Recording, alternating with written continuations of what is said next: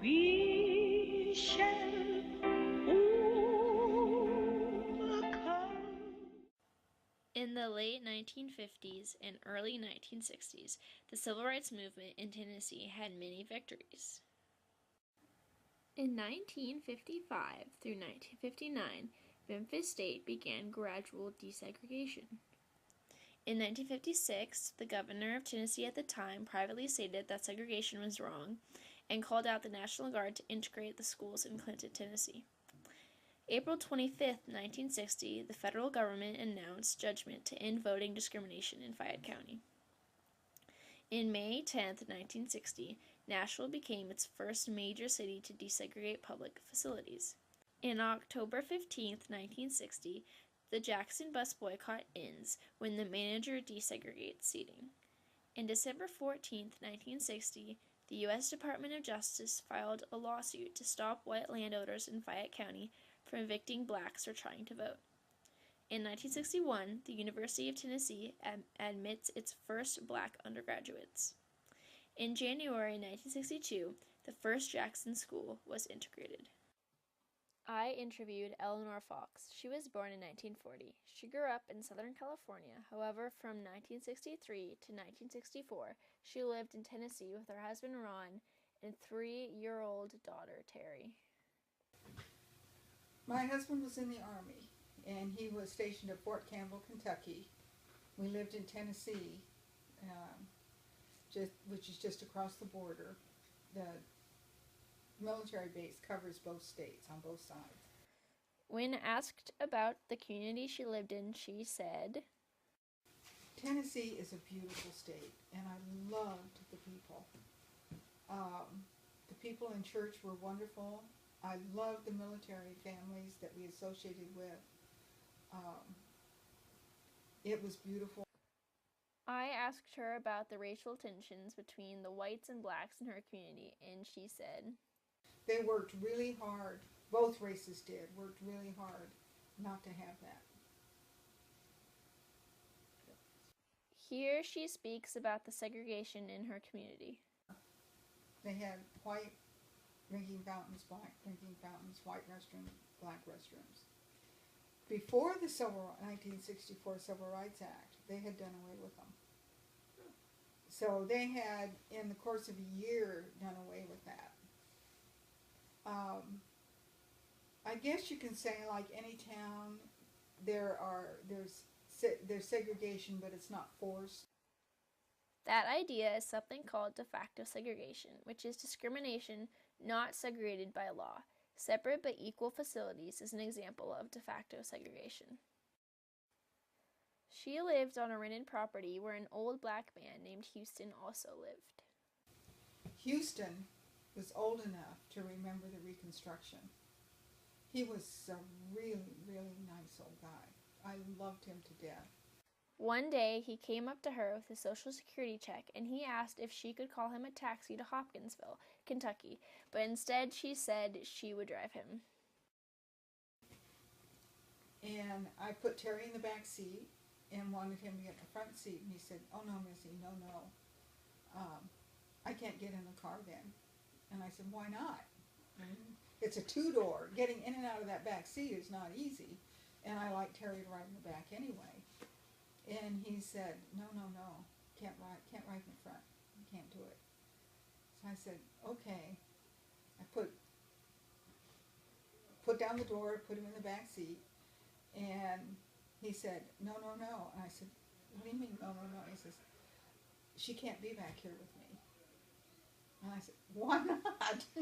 No, that makes sense to me. And he said, no, she's going to ride up front with you.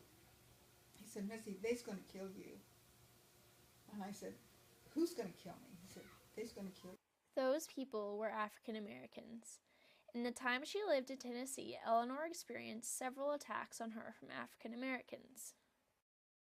The African Americans came after us.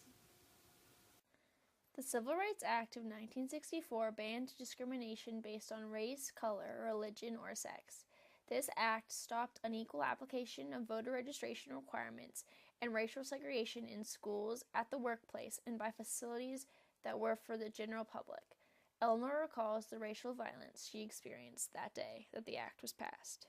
And then that day, that particular day, it was like they felt like they had license to go after whites.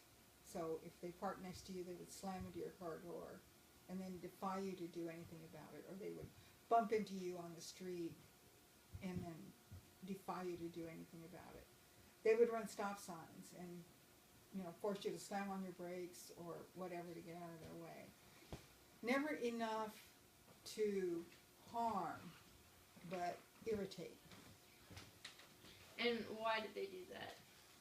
I think they felt they had license. The 1964 Act gave them license. She used to talk with Houston about the civil rights movement and the acts that were being passed. And he actually hated it. Okay. That was very interesting to me. I'm glad you asked, because I hadn't thought of this for years. He thought it was probably one of the worst things that could happen. He was really content with his life, and he was really happy with it. And his family, his children had done really well, and they had managed to make it, and he didn't see any need for it. He thought, very much as I did, that you needed to work, go to school and work. Now, like I say, he didn't read or write, but his children did, and his children did well. So he really didn't like it.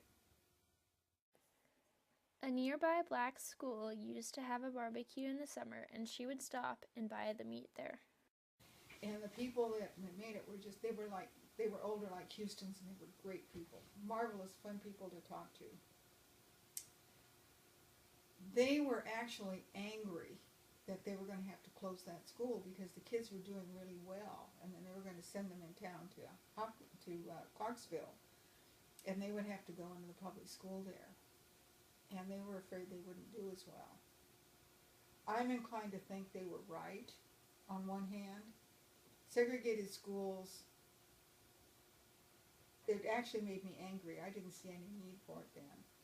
But after talking to the people in the summer, the first summer, the risk of harming the kids' education by unilaterally just saying it's closed, you're not doing it anymore, that's it, they're going into town, that was bad too. To wrap up the interview, I asked her how she thinks living in Tennessee changed her as a person. I came out with a better understanding of race relations. I came out with a better understanding of